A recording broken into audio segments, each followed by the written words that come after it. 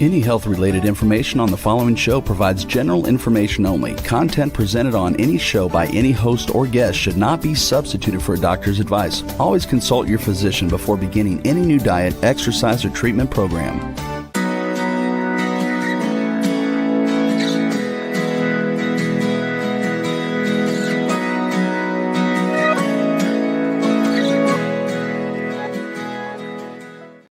Welcome to Accelerated Health TV and radio show. I'm your host, Sarah Banta. I'm a health coach, natural supplement expert, and a busy mom of 3.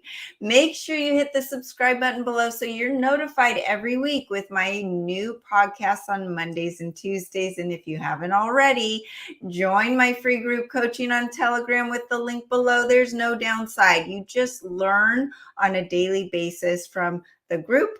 And from me, I teach you with tips and tools to enhance your health. And you will be a part of a like-minded group to support you on your health journey, in addition to truly taking control of your health. And with our guest today, we will talk about the importance of community. What has happened over the last 2 years? We've been isolated. That community sense is a huge part in longevity.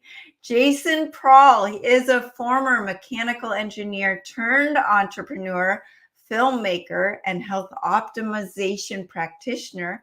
Due to 20 years of his own health challenges, don't we always have a pain to purpose story? He has now taken the opportunity to discover the reality behind his symptoms. And through the process, he began working remotely with individuals around the world to provide solutions for those suffering from complex health issues that their doctors were unable to resolve. Jason, welcome. How are you today? Oh, thanks for having me. Good to see you.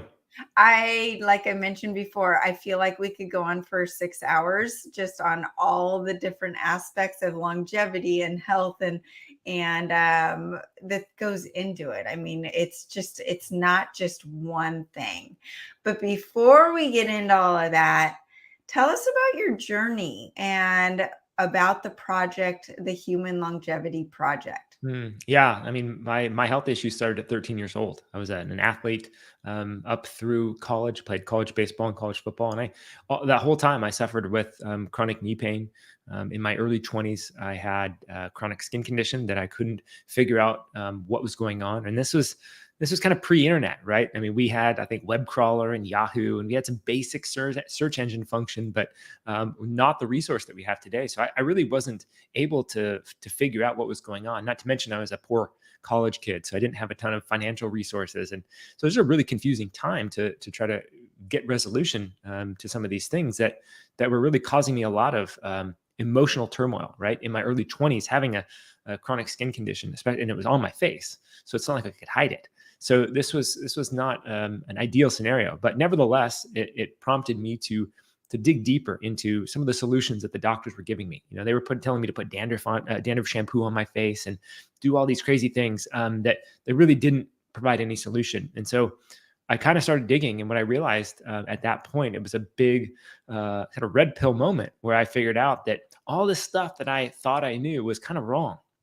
And there was an entire area of health that was the flip side of the coin. Now, some of that has now become what I'd say more common knowledge, especially in the holistic alternative health. But then back then, nobody was talking about this. I mean, people weren't even talking about organic food all that much, at least in the places that I grew up. And so that was the impetus for me to go on this journey of discovering what health is. And as I started that process and was really wanted to help others just casually, eventually that led to me quitting my career as a mechanical engineer and selling my home, moving to California, and starting a health practice, right? And I kind of fell into functional medicine. So I learned some techniques and the tools and the strategies of how to become a functional medicine practitioner. Even though I didn't have a license, you could still run the functional test, right? So I was running organic acids tests and gut function tests, stool tests, urine tests, hormonal tests, all these things to figure out, to help people figure out what was going on with their health. And what was really cool about that was that it was my mechanical engineer background and my natural ability for systems thinking, right? And system solutions that really lend itself well to becoming sort of a health practitioner, because a lot of it has to do not with the test that you run, but how do you think about health? How do you really analyze this big system that we have and figure out how to even approach it, right? Because the people that I was seeing, they had autoimmune conditions, cancers, they had syndromes and clusters of symptoms that didn't even have a name yet. They'd seen 10 or 12 different practitioners, from the conventional world to the alternative world. And by the time they came to me, I had to figure out what was going on, right?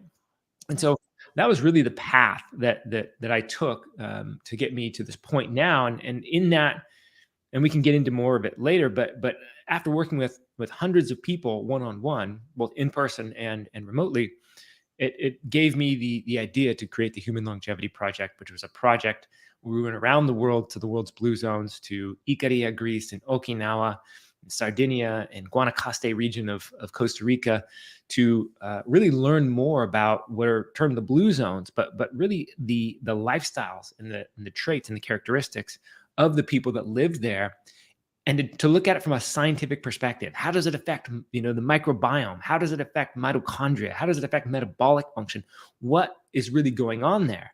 And so that's really what we ended up doing. And that's kind of the realm that I'm in now, is in health education and creating informational products to help people learn really the fundamental essence of what health is. I love all of this. So a couple things. I always talk about the fact that, there's all those diets out there, the keto, the paleo, the vegan, the whatever. I feel like the next one is going to be the mitochondrial diet, right? It's how do we increase the health of our mitochondria? How do we increase ATP production? And I feel like that is part of this.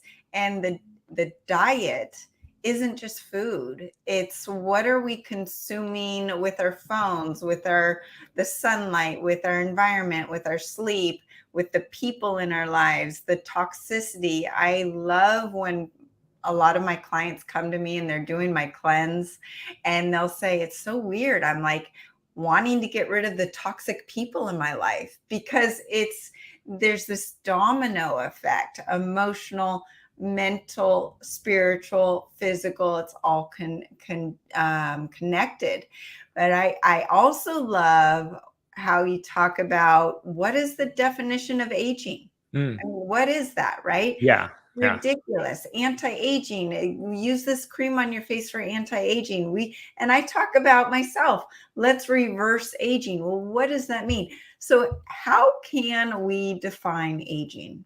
And this is a bigger question than I think many people really even consider, right? So in the process of filming the Human Longevity Project, which is a 9-part series, so it's like 12 hours of content, right?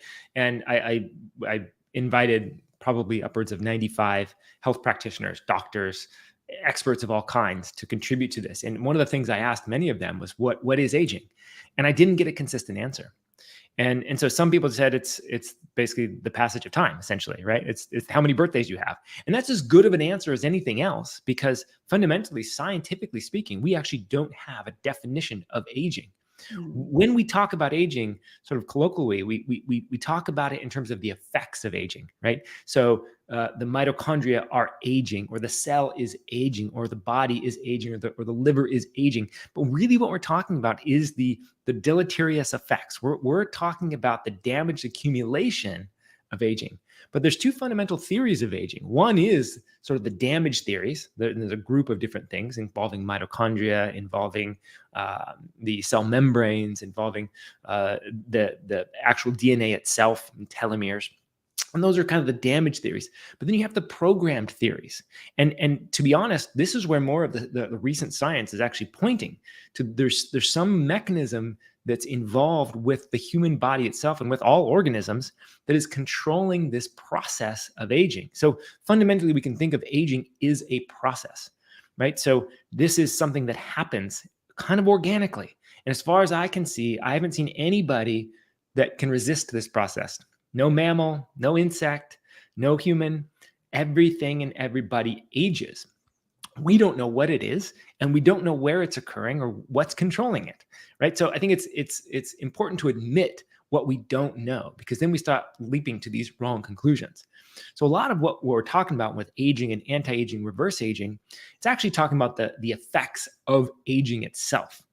And so, for example, the thymus gland, right? This is controls a lot of immune function. This is where T cells are produced. Really important organ system that nobody really talks about, but it's there. The peak function of your thymus gland and the development, it peaks at about 13, right around puberty. And then from there, it declines. The function declines. It starts to becoming a little more fatty. So our peak sort of immune function on the thymus level happens at 13. So why is it that we age, we develop faster with the thymic, and then we start to age faster? Whereas we haven't even developed our nervous system fully until age 25, 26, something like that, right? So everything is sort of operating on its own timing, right? And so when we talk about the age of a human, we may have organs that are aging faster than other organs, right? We may be able to repair certain organs better than other organs. We may be able to repair different cell types better than other cell types in the same organ, right? So aging is something that's a little bit hard to even pin down. Now, one of the things that is the modern science is nailing down on is telomeres, right? They're measuring telomeres to predict aging. Now, this is just a way to sort of to monitor the scale, right? So it's giving us a sort of a data point that says, okay, you've been on this planet 60 years, but your telomeres suggest that you're 80. In other words, that means that you're getting closer to the maximum lifespan or the average lifespan than your age suggests. But that's just a damage marker. We can repair that, right? We have telomerase. We can repair DNA double strand breaks and these type of things. So we can repair this damage. But ultimately, when we're measuring telomeres, what we're doing is we're using white blood cell telomeres typically, and we're assuming that the lengths of those telomeres represent all the telomeres in our body.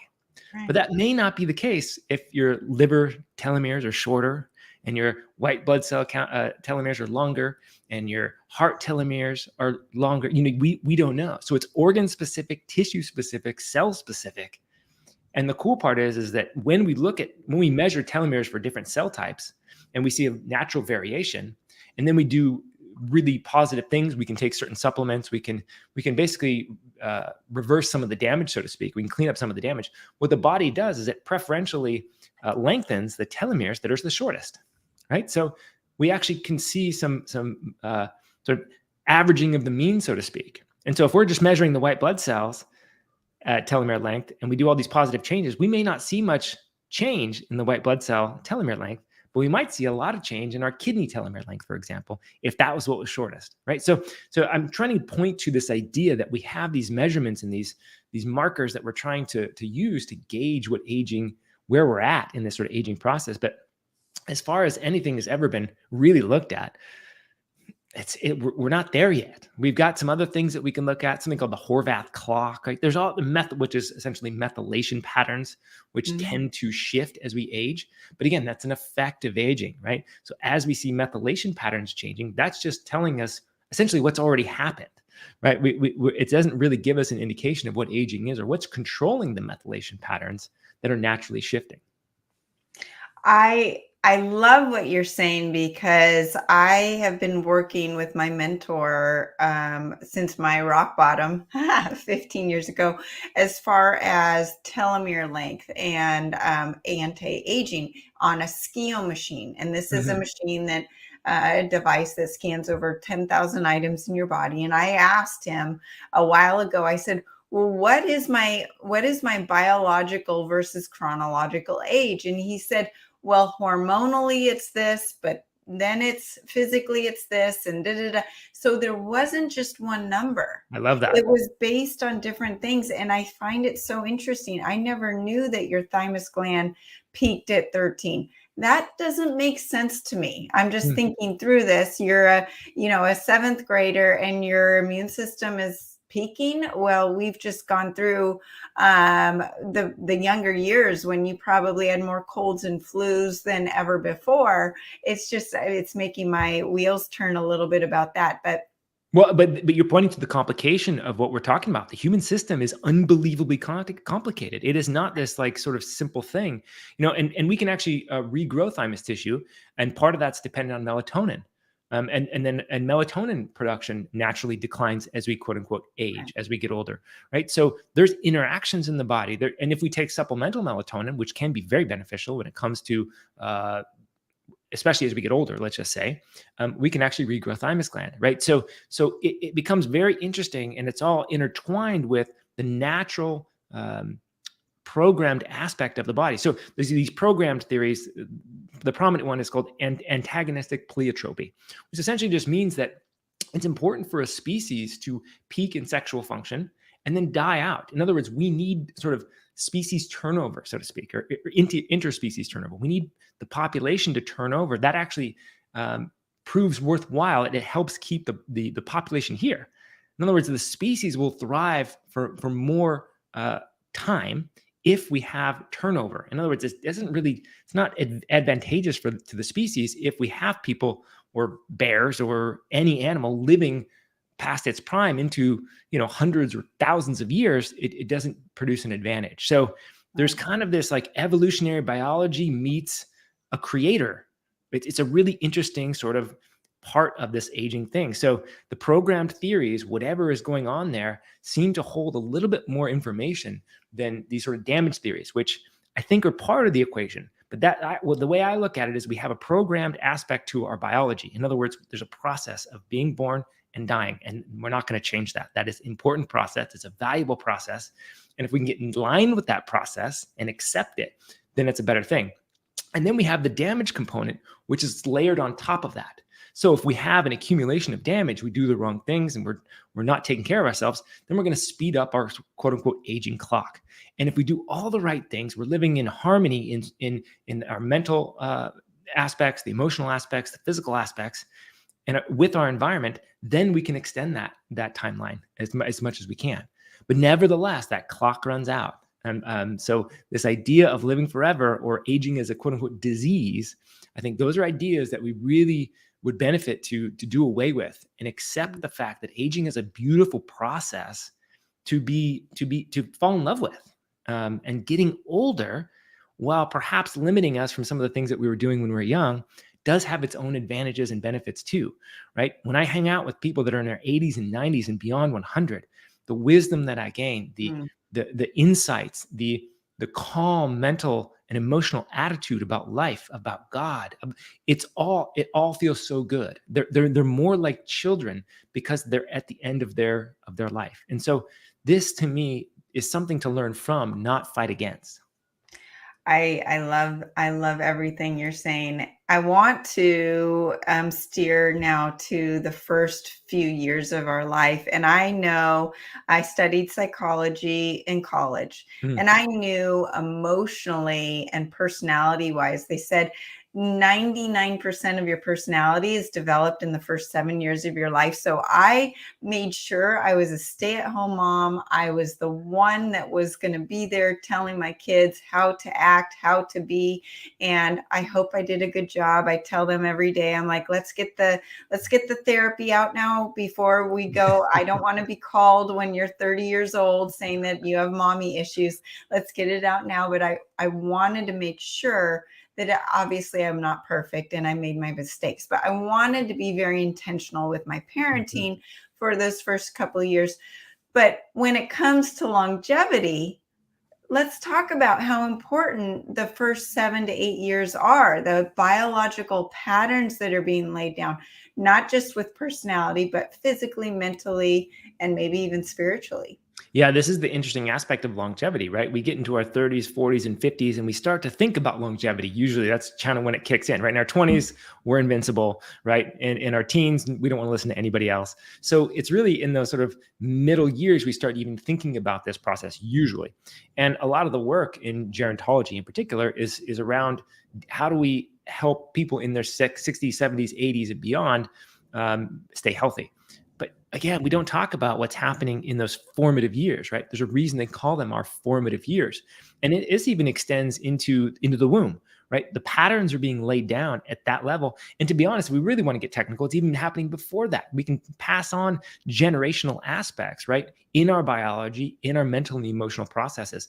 But in those sort of first from conception to about, 7, 8, 9, 10, there's no real cutoff. But those years are when our microbiome, right, is not set. Right. So if we're breastfeeding, if we're eating natural foods in that first year or two of life, that's going to actually influence the qualitative component of our microbiome, the bacteria and the all the microbes that inhabit our GI tract, right, which are fundamental to inform our immune system, to help us digest food, to carry out all kinds of metabolic activity.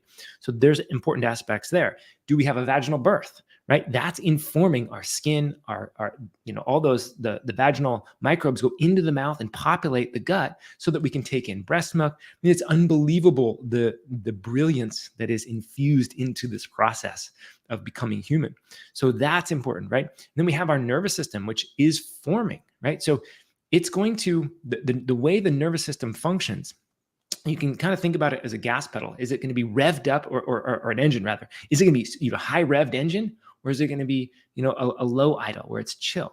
Right? This is actually informed by our environment. Do we live in a crazy, chaotic, the perception of a lack of safety in our environment as a child, as a 6-month-old, as a 2-year-old, as a 4-year-old? We're perceiving all of this information because, look, we're open energetically. We don't have our prefrontal cortex is not online yet. We're in theta. We are just totally consuming everything that's coming in, and our system is reading and responding, right? So we are constantly adapting to our environments. So whatever consistent information is coming in, whether it's from food, whether it's the temperature, the amount of light, even in the atmospheric pressure, the social environment, right? These are the sleeping patterns. These are all informing our system. And look, because we are such adaptive creatures, our system, again, our microbiome, the way our nervous system functions, our brain chemistry, everything is going to start to adapt to the inputs that we're perceiving. So those formative years really are going to dictate our metabolic function, how our nervous system is idling, so to speak. Are we able to drop into a parasympathetic state? Or because of our chaotic mental and emotional environment, are we perceiving threat on a consistent basis such that our nervous system is idling high? Our sympathetic tone is so charged up that even when we're on a beach relaxing with friends, it's still high. Right. So these are all fundamental aspects. And if we think about how, this concept of epigenetics, this is how all these energetic inputs influence the expression of our genes. Right. So this is a really important concept because all of those things that they become our patterns of operation. And again, we develop personalities based on these too. And we develop different types of walking through the world, right? Some people become wallflowers because they don't want to be seen. Some people, that's all they want to do is be seen and heard, right? So some people are perfectionists. That was me, right? And so these all come from, there's psychological aspects to this. There's emotional components to this. There's also neurological components, right? So all of this is embedded in our tissues, in our mental sort of frameworks, our ideas, our beliefs about the world. All of that's happening in those formative years. And then we carry all of that form and function with us into adulthood. And we think when we're, 25, 32, 48, 60, we think I'm my own person, but really a majority of what's happening on the biological level, as well as on the sort of conscious, cognitive, emotional, mental level, a lot of that is laid down patterns that happened when we were, preteen. So we're operating mostly from the past, and there's a reason for that. It's because, again, that's the subconscious aspect of who we are, right? And that comes from those patterns. We couldn't possibly deal with all of that consciously, right? So we are so adaptable. We are so wired to become patterned. That's what happens. And so we can undo all that. We can repattern ourselves. We can repattern our brain, our neurology. But so much of what's carried forth does happen when we're preteen. I'm sure so many people have this aha moment, like, oh my gosh, that's what's holding me back. And I can't tell you how many people think to themselves, I'm never going to be like my mom. I can't stand the way she was an alcoholic. She was abusive. She was, domineering. I'm never going to be that mom. But then they find that they are living out those same patterns because they're in them. Right.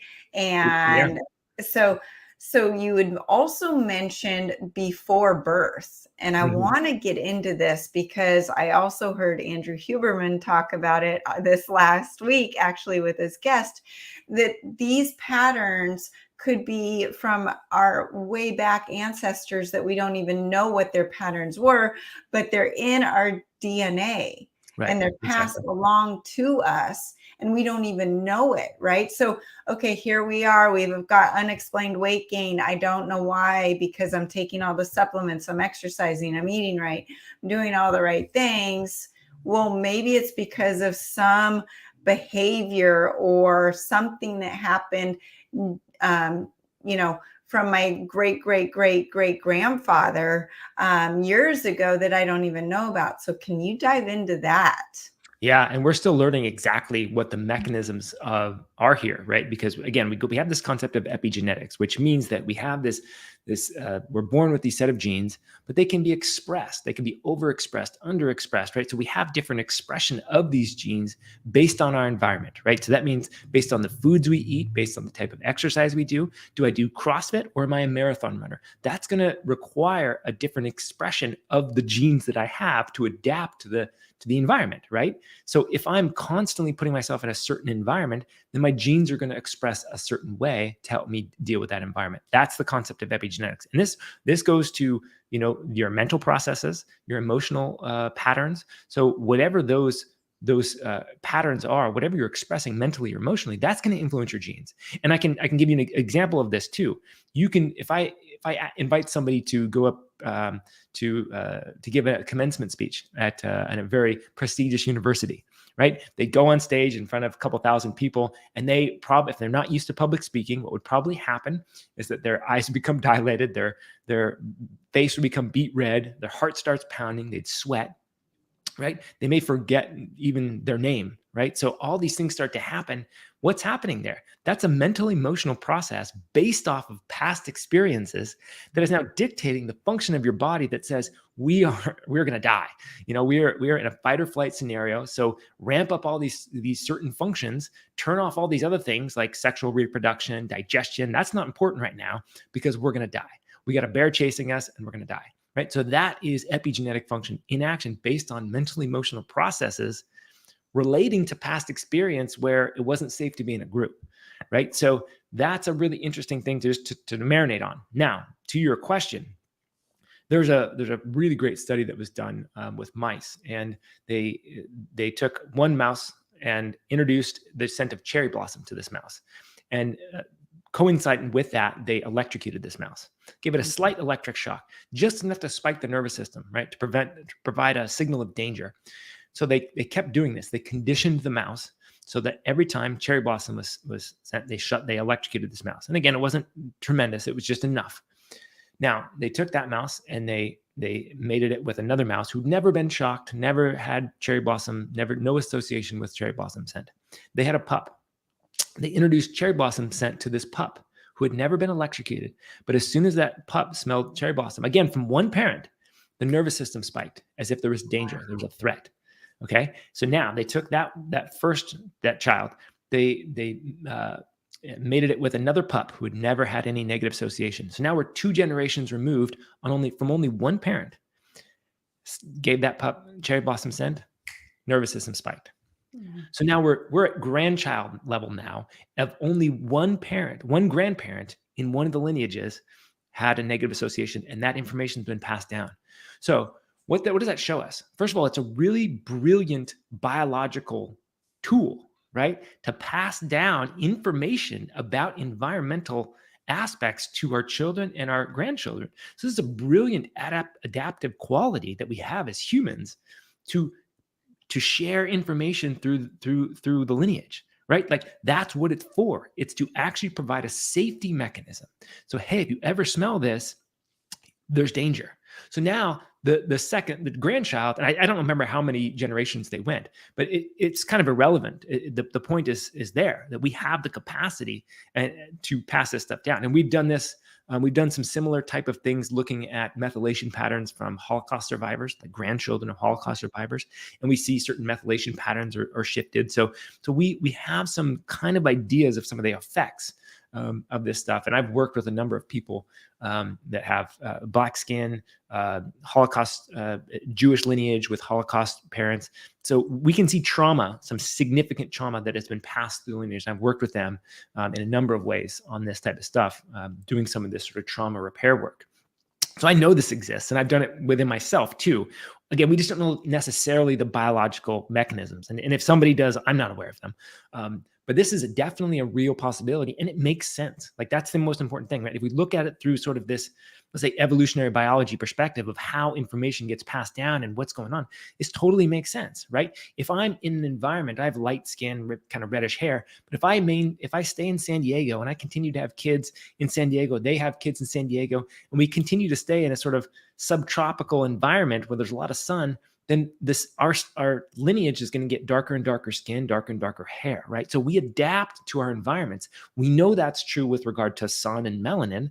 It happens with everything else in our biology as well. We are such brilliant creatures that our biology is constantly reading and responding to the environment in real time, as well as through the course of our life, as well as through our lineage, right? So this is the value of understanding that we are moldable, we are adaptable, and we are conditionable.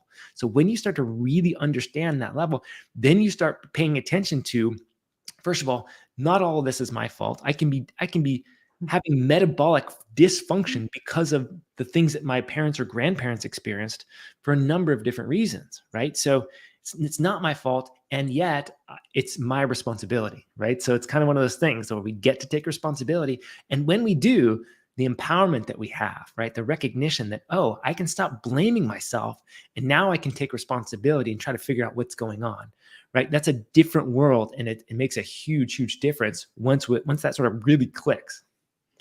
I love what you just said, because my pet peeve is people who play victim in anything in life, right? And so what you're saying is to take responsibility, accept it, move on, take it responsibility. Because as you're talking, I'm thinking, well, I might as well give up. My kids are going to be messed up regardless of what I do, right?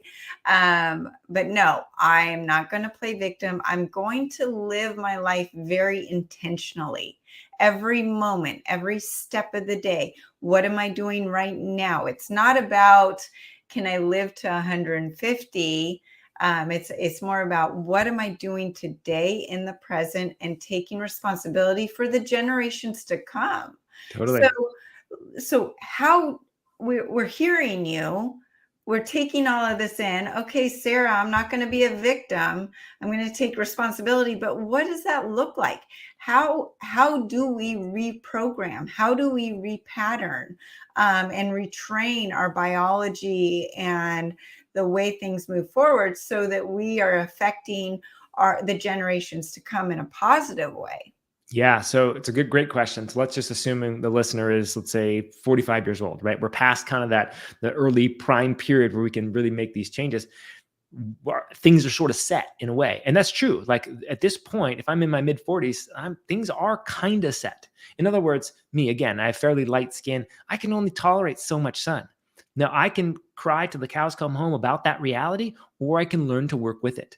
Right. The beautiful part is that because of my light skin, when I go out in the hot summer heat, it doesn't take me that long to produce vitamin D. So there's an advantage. Everything has a trade-off and advantage. Now, I can't be hanging out in the dead of summer for long periods of time without some sort of shade to protect my skin, because I will accumulate DNA damage on that level. Too much radiation is not a good thing. A little bit is a really important thing. It makes when you get sun from when you get good sunlight, you make hormones, right? You make your sexual hormones, you make cortisol, you make vitamin D. There's all kinds of beautiful hormones that we make just from the sun itself, right? Infrared light, I take that in really well. So because of my light skin, I've got disadvantages and advantages. We all have this too. And I've worked with some clients of mine that had darker brown skin. And I told them, look, the cool thing is you get to go outside and not get affected. The downside is you have to stay out longer to get the vitamin D production because there's so much melanin in your skin. So, but they don't get all the DNA damage because of the skin. So again, this is what we learn to work with. So in other words, we're all dealt a hand of cards, right? And we get to work with that. We get to play those cards to the best of our ability. And we may have been born with some kind of, let's say, metabolic activity isn't as great as somebody else. And we all get handed down our mitochondria from our mothers. So maybe mom had to deal with a bunch of stuff, or maybe mom was a little bit older and mitochondria tend to be not as healthy as we get older for all of us. So there's all kinds of reasons why I might not get the best hand, so to speak. But when I learn to play that hand correctly and I harmonize with my genetics, so to speak, now I can optimize what I have. And that's really the key, right? So this is where finding a unique diet that is good, that is ideal for you, depending on, let's say, what disease, condition, symptoms you might have. Let's say you've got SIBO, or you've got some, gut dysfunction of any kind. Well, then your diet may be more restricted or patterned in a different way than somebody who had the same genetics as you. Let's say you have a twin, but didn't have those symptoms or those disease states, right? So it's all dependent on our current state, on our genetics, on the environment that we're engaging with. Again, if I'm a marathon runner, I might want to eat differently than if I'm a bodybuilder, right? So what's the objective, right? So it's all about context and optimizing for that context, right? But all of us have the opportunity to take a look at our life and ask ourselves, am I eating the way I want to be eating, right? Because we all have an idea, I think, generally speaking, that whole fruits and vegetables are a good thing, right? That's we can't really debate that. And there's context for everything, right? Some people eat meat, some people don't eat meat, and do fish and eggs and all kinds of stuff. Dairy, no dairy, A2 dairy versus raw dairy. There's all kinds of options here. But I'm pointing to the fact that if we look at a system like Ayurveda, like Chinese medicine, these ancient systems, they have provided contextual map for everybody. And this is something that we can lean into. And I've done this, and it's been a very effective strategy to learn how, okay, when should I eat certain foods? And, raw eggs are different than cooked eggs. They have a different effect on your system, right? So there's all kinds of different contexts. So it's really getting more intentional with how are we eating? How are we moving? Which supplements am I taking? When am I taking them? How much am I taking them? When do I stop taking them, right? So we can start to optimize and get curious about what's right for me. What are the things that I'm doing that are out of habit, that really aren't from a conscious perspective? This can be thought patterns, right? The negative thought patterns that creep in. Well, we can consciously repattern those. So the more you rest into forgiveness, maybe you have a forgiveness practice, maybe you have a gratitude practice, maybe every time you go to the grocery store and you swipe your card, you can feel in that moment how grateful you are to be able to afford the food that you can buy. There are so many different things that you can do to start to repattern the habits, right? So most of us are conditioned. We're operating from condition.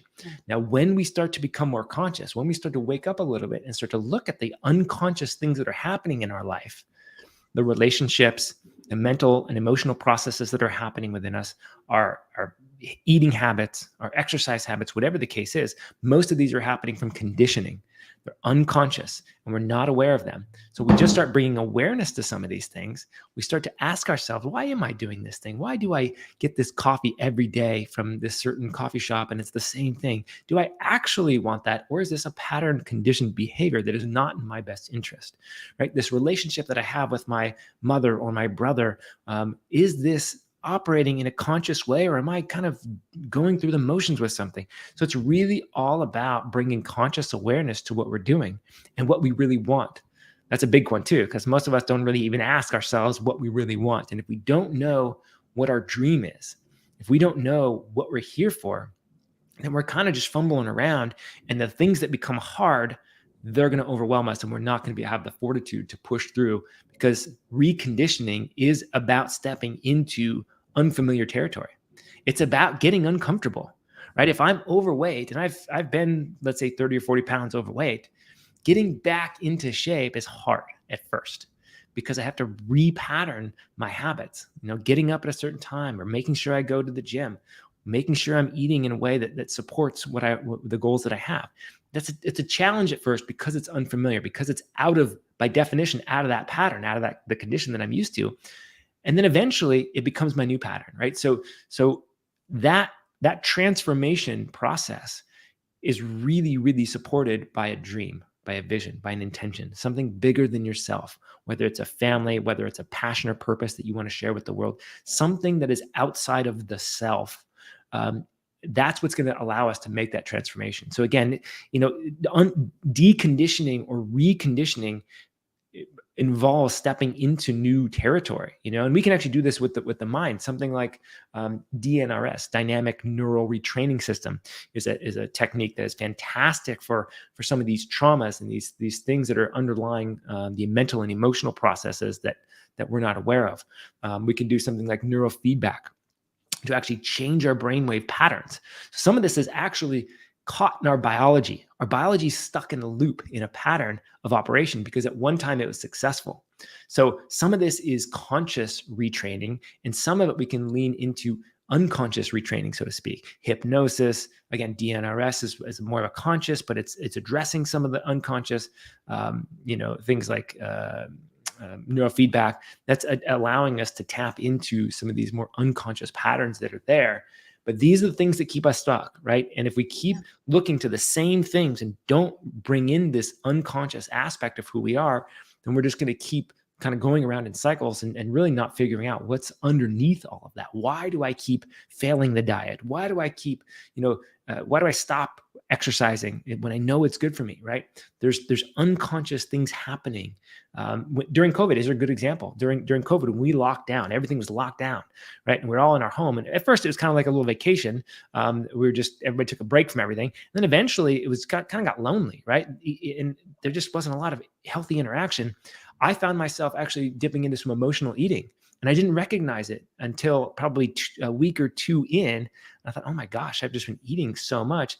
And I recognized what's going on here. And it's actually to fill this thing that I've been missing from my social life. And so that took some awareness. It caught me off guard at first. That's not a typical thing that I was used to. I'm not typically an emotional eater, but it caught me, right? So there's some things that we're constantly trying to feed ourselves sometimes.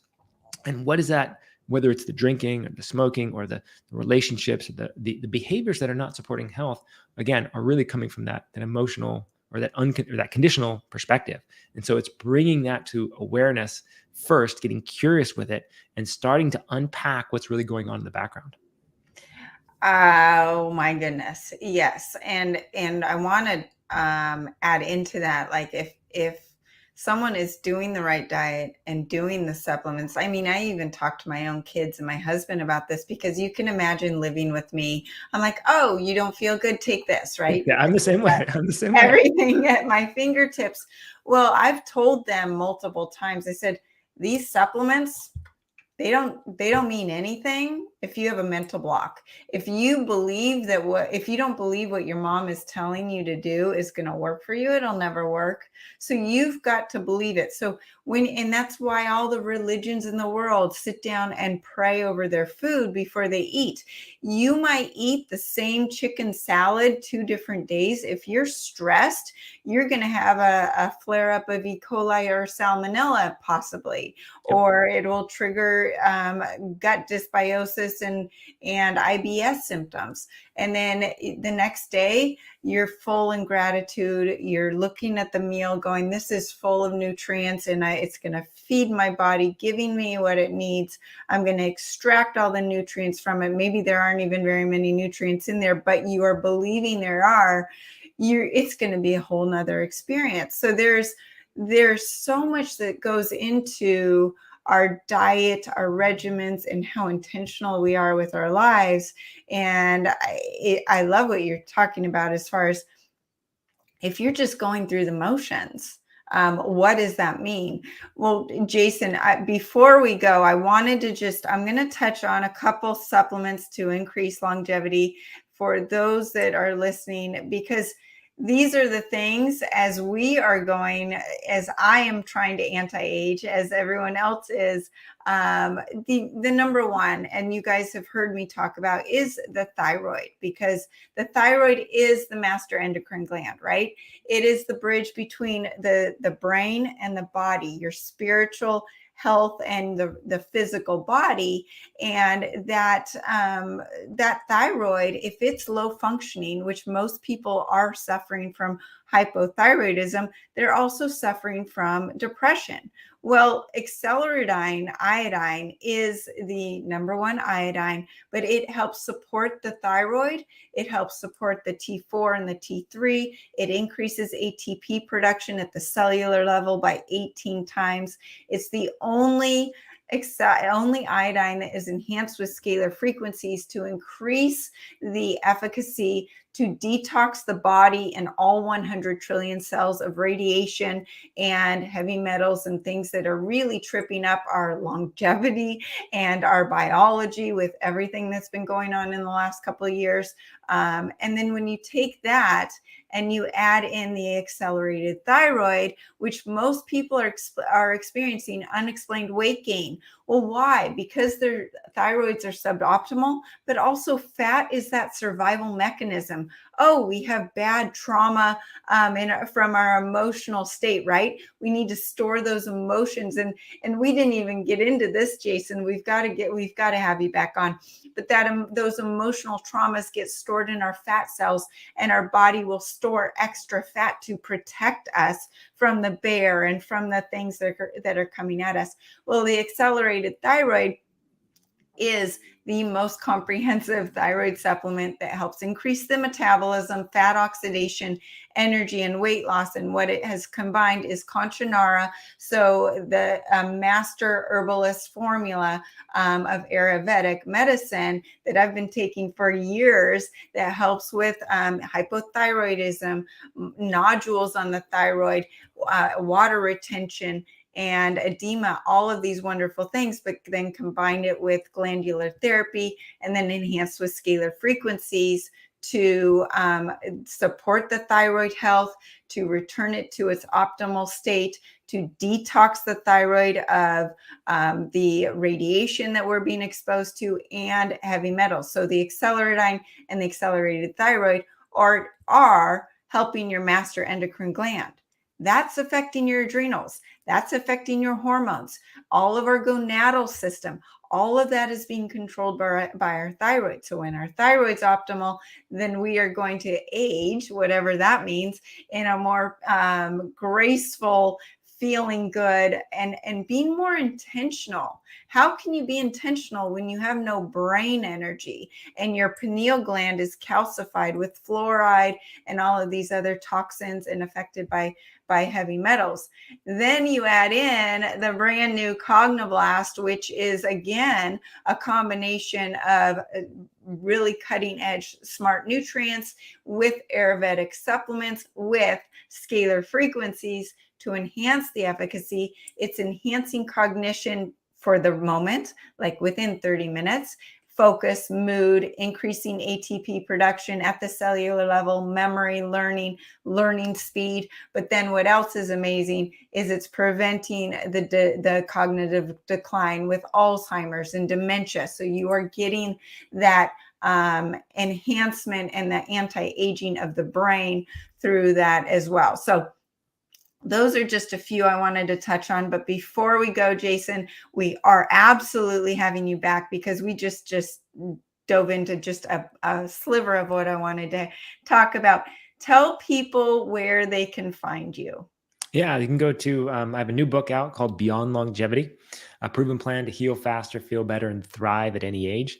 And you can go to beyondlongevitybook.com if you're interested in that. It can be found at, on Amazon and everywhere else as well. But if you go to Beyond Longevity Book, we've got some extra bonuses there for you too, to support you on your healing journey. And by the way, I want to add something to the iodine one, because I actually took some right before we got on here. I didn't know you were actually going to talk about this, but it also kicks out chlorine and as you mentioned, fluoride, right? So these are the same place on the periodic table. So if you're deficient in iodine, now you've got chlorine and fluoride that your cells are utilizing as a substitute for adequate levels of iodine, right? So just another sort of plug for that, because that's something that I've taken for probably upwards of 20 something years now on a regular basis, because chlorine's in the water, in so much water. And you can have good filtration systems and everything, but it's going to find its way into the system. It's everywhere. So I just wanted to mention that because it's such an important thing to add into your regimen. And it's so safe when you take it on a regular basis. Thank you, Jason. You and I are right on the same wavelength. We must be both taking our iodine, right? Yeah, you got it. Well, thank you so much for joining us today. And thank you, everyone else. If I can help you with your health issues, you can contact me directly through the website, sarabantahealth.com. Happy to put together a protocol for you.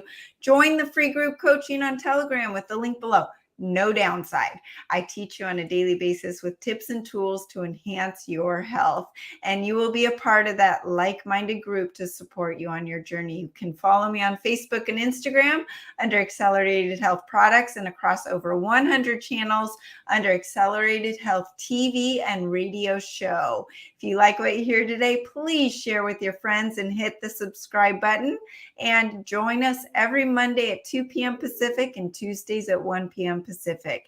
You can use coupon WELCOME10 for 10% off site-wide. Thanks again and have a great week. Thanks, Jason. Thanks.